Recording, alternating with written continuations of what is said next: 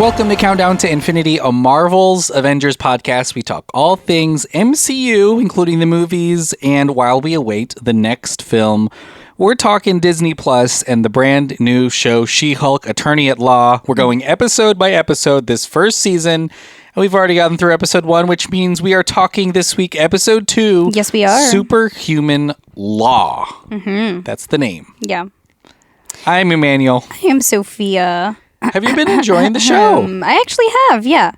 I kind of get where a lot of her emotion stuff is coming from, just from like the first step and then now this one, like a lot of like relatable situations for me. Because you yourself are a lawyer. Because I am a lawyer. At a law firm that defends superhumans. Yes, it's too specific, some would say. I am also a cousin or a relative of someone who is superhuman. Yeah. So it's, kind of on the nose for me. But no, I'm just kidding. You are She-Hulk. Yes, I am. But no, yeah, I think it's really cool. Yeah, I will say this episode has broken an MCU record as the shortest episode ever of any show. Yeah, you can totally feel that. I was gonna this was always marketed as a half-hour comedy. Yeah. But I will say that half-hour comedies are normally structured like jokes. Basically. I mean, 30 Rock, The Office, or you can even go back to like actual sitcoms with audiences or like something in between like Curb Your Enthusiasm. Yeah. They're very much structured to be a half-hour comedy. And this sort of feels to me just like shorter episodes of the rest of the MCU shows. I don't know if that makes any sense. Yeah, no, there's not a cold open and then there's a setup and then there's a with jokes in between. Yeah. I totally understand where you're coming from. Yeah, it feels like somebody's cut up a 100-page script and just made little cuts in it, and then those are the ups. Yeah, legitimately. Honestly, it feels like shorts from or like post-credit scenes, if that makes sense, like just extended post-credit scenes, because there is so much that they have to sprinkle in from previous MCU stuff, introductions of her character of like, oh, this is what she's going through now, and then also cutting it like, okay, that's it, and then leaving something tiny for the next step. Yeah. Does that make sense? Yeah. Like it's very very interesting. Yeah. But you can totally, this one, like, it ended so quickly and it was kind of weird. I was like, what? Like, that's it? Like, okay. Yeah. I mean, so it opens with Jen Waters getting fired from the DA's office. Yeah. And then because she turned into She-Hulk. Yeah, going to her family for a dinner, which is really fun. We'll talk about that. And then she's hired by Goodman, Lieber, Kurtzberg, and Holloway, GLK and H. And she accepts the job until she finds out that she's going to be representing Emil Blonsky, or Abomination, who tried to kill her cousin. Yeah. After talking to him and realizing that a lot, I guess, of the rage and the uncontrollable damage that he causes might not necessarily have been his fault. She calls Banner, who is on his own mission. We'll talk about that. Who tells him like, yeah, we're fine. We moved on. And then and then it gets more complicated at the end, because the case that she just agreed to take on is wild, because Abomination is seen in footage from the club in Shang-Chi fighting, and that's how it ends. Like, the case is more complicated now. Yeah, than what she was expecting. Yeah, a whole lot happens in this, but Sophia, what'd you think about this ep? Like I said, kind of short for me, but it seemed to have like really like a roller coaster of emotion for her, like as a character, because she was feeling kind of like high and proud and like, oh, cool, like this is who I am now, like whatever, like with the fame that came with her turning into She-Hulk, and then immediately gets fired, and then goes through a round of interview after interview, getting rejected because of who she is, and like that's what she was trying to prevent in the first place. Remember, like that's why she was very upset in the first step. Because she didn't want to be labeled as a superhero. She was trying to be a lawyer, which is like, okay, I get you, girlfriend, and then I totally understand where she's coming from. And then she gets hired, but not only because like obviously her skills of being a lawyer is partially like why she got the job offer, but because she's trying to represent, or she's going to represent, a whole new section of this law firm dedicated to superheroes or superhumans.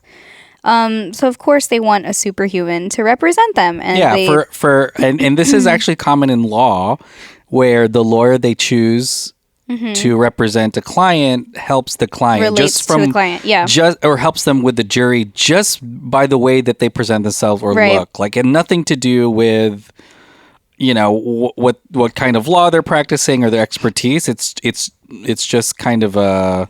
I mean, I kind of don't like that. Yeah, it happens. Like, it's really stereotypical. There are lawyers now that just don't even represent cases. They just sit there and predict what a jury will respond to. So they'll find a lawyer or an argument that works for that specific jury. So it's interesting that it totally makes sense. If you're being represented by a superhero, people might just automatically assume that you're innocent. Yeah, and I mean, I don't like it, and neither does she, which, like, again, I'm totally about that, because, like, why? Yeah. And she has a point, like, it just looks like nepotism, too, because she's now a Hulk. Yeah, she talks about it while she's walking through the halls of the law firm, and she sees everyone looking at her, and, you know, she's like, well, now I've got an extra burden. Instead of just practicing law, I am now... you know, and everyone there, I'm sure, hates her or whatever. But, and then, you know, when we find out that it is Abomination, obviously, who is the star or the main villain. So, of course, she has to meet with Abomination or Emil Blonsky. Or I would say maybe Emil Blonsky, because at this point... he's no longer Abomination, like, in the form of chill. Abomination. Yeah. So they meet in the Department of Damage Control's prison. And we get a glimpse of that. I don't think we've seen that before. We've seen like a version of it in the middle of the ocean, but that was S.H.I.E.L.D. Yeah. In the movies, and I don't think we've ever seen the actual DODC's holding facility, which I think is going to play a big role in the MCU, because we've seen the Department of Damage Control in Spider-Man and Miss Marvel, and here we see the actual, the prison that they've set up. I thought that it was pretty spot on for what you would expect for a supervillain prison. A lot of lasers, a lot of security, a lot of CGI concrete and CGI vehicles. But yeah, I mean, for some reason, I thought that it was going to be, like you said, like in the middle of an ocean or like something much more secluded. But you know what? I guess it wouldn't work because all the Avengers escaped that prison, the one in the ocean. Yeah, that's fair. I mean, hey, Abomination escaped this one. Yeah. And he went to Shang-Chi's little fight for a second. I think that's something, when we first heard that Abomination was in this and we saw him in the trailer, we obviously know that he was in Shang-Chi fighting. Right. And Wong returns him to the prison. We see that. He creates the portals, puts him back in. Which is probably how he got there. Yeah, which leads me to question, like, you know, if he really wanted out, I think he could get out. He could have probably just gotten out. At any point. So it's it'll be interesting to see, like, how they fix that part. I'm sure we'll figure it out. Especially now that we know that Wong is in the show. Right. As well later on. Well, I mean, I don't think they would fix it, but I think they're going to definitely explain, like, why Wong thought that it was going to be why like, he necessary. Needed Abomination out, and then also why Wong returned him, you know, or right. But I mean that's kind of the stinger at the end. I'm sure we'll find out, of course. I think when it comes to Walters, I feel like it's part of her. The most important thing for her is that it's okay with Bruce, because it's her, Abomination tried to kill her cousin. And so she calls him, and of course he's gone through so much. It's such a Abomination is such a small part of his life journey. Right. He's been to Sakaar. He's been across, the globe. He's fought the Thanos, the galaxy. He's been to Wakanda. So yeah, it's I'm sure he might have forgotten it already. Yeah. There is also kind of a meta joke, a self-aware joke where he's like, I was a different person back then. Like a completely different person. Literally. So I thought that was really funny, especially considering the Edward Norton, to Mark Ruffalo switch that happened in the MCU. That was really fun. He also says the name of the show. He's like, She-Hulk, because he asked what her name was. Attorney at law. Yeah, and I was like, okay, Cute, lots happening here. cute. And then the biggest reveal is the fact that he's on this ship, seemingly headed to Sakaar. Yes, going back, baby. You think we're gonna see more of that? I don't know, because the way that they wrote that made him seem like, all right, I'll see you later. Yeah, and like later he's just could gonna be go off. never again in this show. And so we'll see him like 3 movies from now. Yeah. You know what I'm saying? So I don't know. I mean, that would be cool if we do. I mean, if I think it may just be like another conversation via some sort of like phone call or video call or whatever. It happens with Captain Marvel, right? Like she disappears because she's busy. Yeah, in space, but it could just be kind of dismissed in the Hulk. I don't know if we necessarily need to see it. Yeah.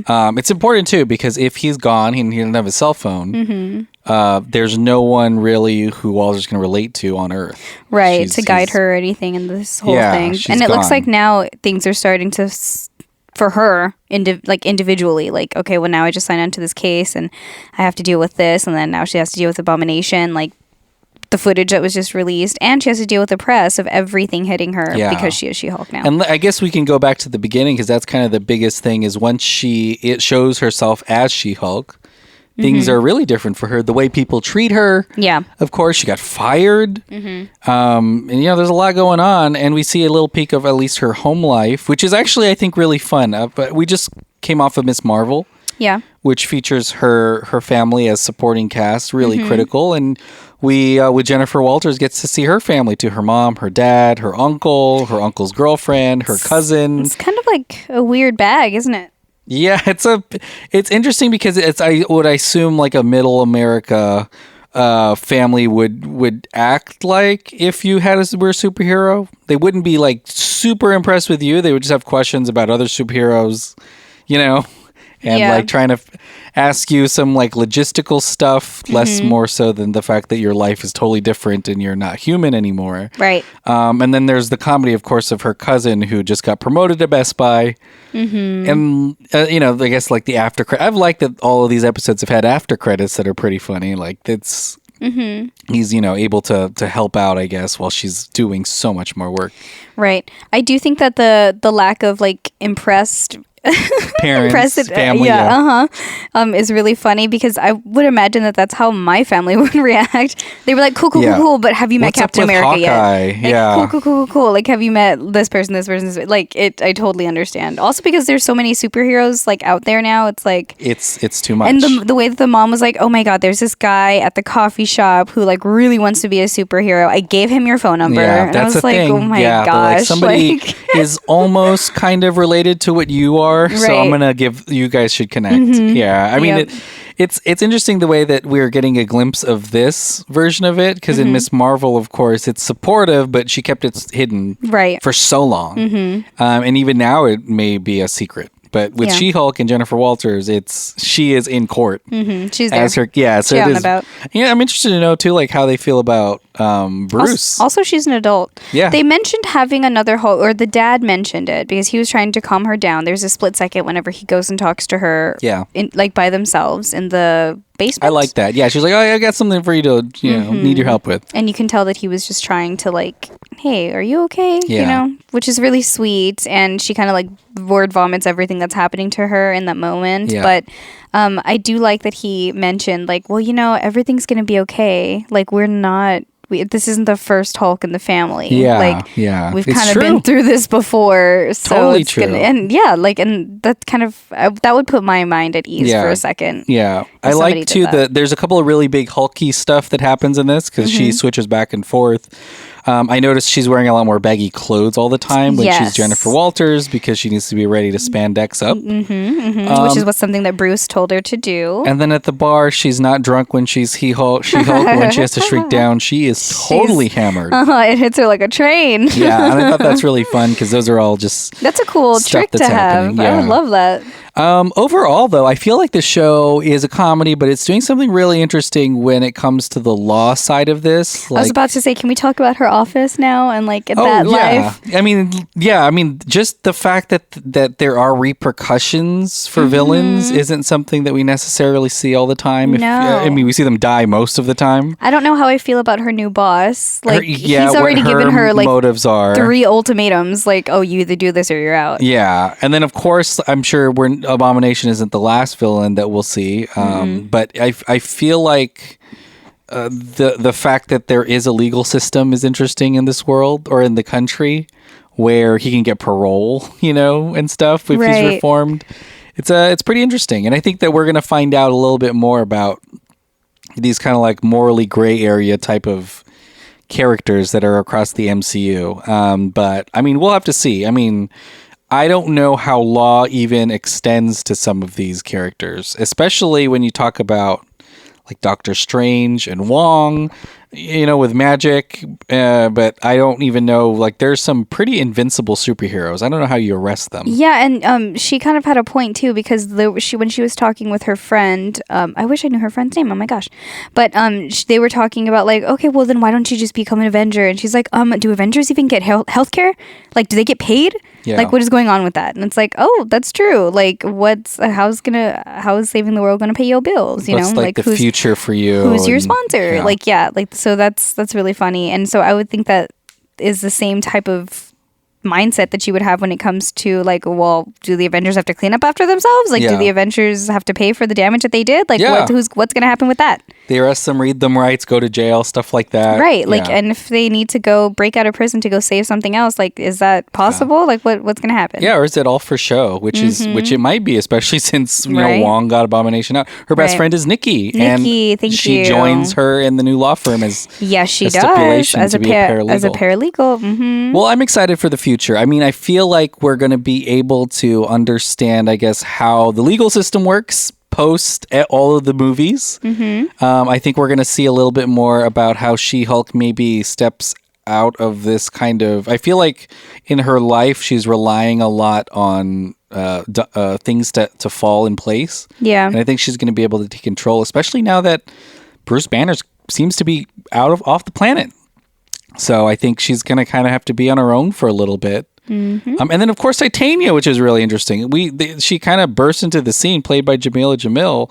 I'd assume she was the main villain. Right, yeah. Oh my gosh. Well, because of the PR behind this movie, like they made them seem like they were going to be hashing it out the whole time. I remember going on Twitter and I saw that somebody, or She-Hulk, had posted a video of her going and defacing a bunch of She-Hulk posters that were around the city, but she was totally in character and she was kind of strutting off. She spray painted above She-Hulk and it was all bright red and it was really entertaining to see. Yeah. So I thought that this thing was going to last way longer than it did, and it's kind of like, credited. Okay, we're moving past her and going to Abomination now. Like, she's accredited in the show, so we'll have to see. And I mean, the description of her character is she's really big on social media and stuff like that. Yeah, she's like an influencer. We haven't really seen that yet, so no. I'm sure she'll be, in the show. I hope that she's coming back, because that would be so much fun to see. Like this time frame, like with TikTok and all that stuff. Yeah. I would love to see a supervillain like. Yeah, we saw some of that in Miss Marvel. With her nightlight character. Yes, we did. So yeah, it'll be really well. I'm really excited. I hope you are excited too. I know these episodes are a little short, but these are really short eps. They're half an hour. They are comedy things, just bim bam boom, and there's quite a few episodes of this, but we'll have to see like what happens next. Anything that you're looking forward to?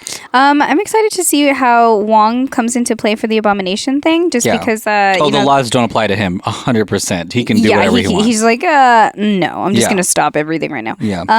But I do want to also see how Jennifer Walters deals with this by herself, because Bruce is MIA. Well, not MIA, but he's just seems to be gone now.